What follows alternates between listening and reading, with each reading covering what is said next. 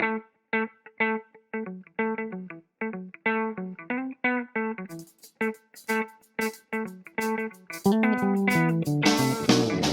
this is Professor of Photography Jeff Curto, and welcome to episode number 4 of the History of Photography podcast. Episode number 4, we're going to concentrate on an amazingly interesting photographer, James Van Der Zee.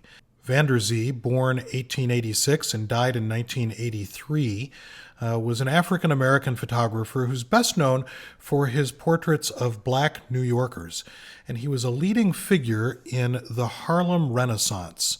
The Harlem Renaissance was an interesting historical movement, a movement that spanned most of the 1920s and the 1930s, and during that time it was known as the New Negro Movement. And it included a wide variety of black thinkers and writers and artists, including James Baldwin and Langston Hughes and W.E.B. Du Bois, and musicians like Jelly Roll Morton and Louis Armstrong. In fact, the period gave rise to a style of piano playing known as the Harlem Stride piano, or more commonly just stride. Here's a little snippet from James P. Johnson, often referred to as the father of Harlem Stride piano.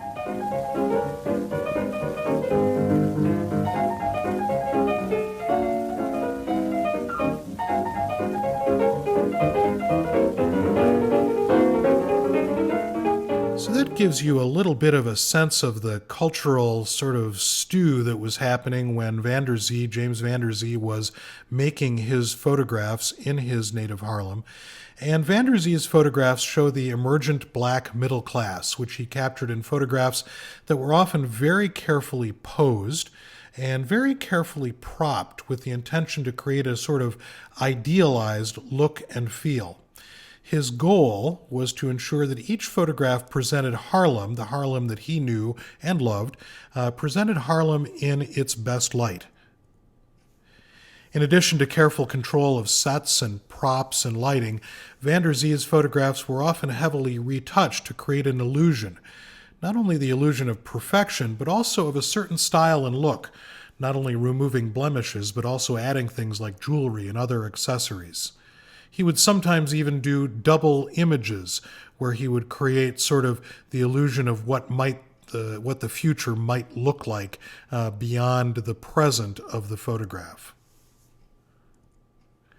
And aside from the artistic merits of his work, Van Der Zee produced one of the most comprehensive documents of the period, especially since his photography concentrated on his own culture and showed the way he chose to describe it.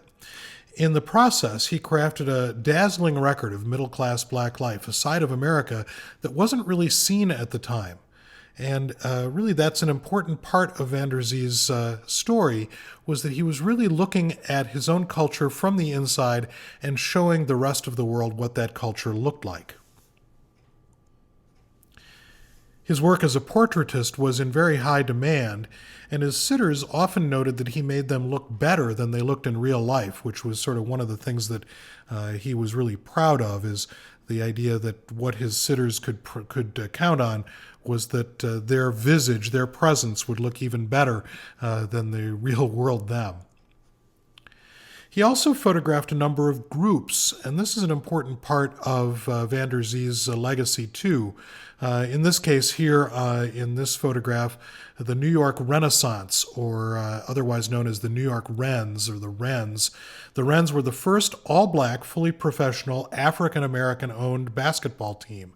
And they were formed in Harlem in 1923, and here's Van Der Zee's photograph of the team itself. And here he has a photograph of a black Jewish church. And it wasn't just portraiture of individuals then that set Van Der Zee apart. He also did portraits of these social and religious groups, giving a more fully rounded view of his time and his place. Combining those group photographs with his carefully controlled portraits, we can begin to construct a pretty nice narrative about the time and the place that Van Der Zee lived in. As we often see in the world of photography, the camera and music seem to fit together, and Van Der Zee was no different. He was a violinist of some skill, performing regularly both before and after his involvement in photography. Another interesting aspect of Van Der Zee is that he continued to photograph throughout his lifetime. So not only do we have these great images of black citizens from the 1920s and beyond, but we also have images of people like Jean-Michel Basquiat, seen here, an American artist, musician, and producer whose work coalesced with the post-punk, hip-hop, and street art movements of the 1970s and 1980s.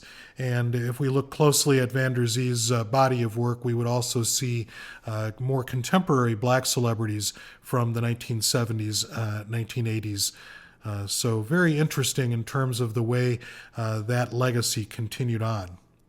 It's also interesting that Van Der Zee worked in relative obscurity from the larger photographic world until 1968, when a photo researcher, Reginald McGee, discovered a collection of about 75,000 of Van Der Zee's photographs, covering 6 decades of African American life.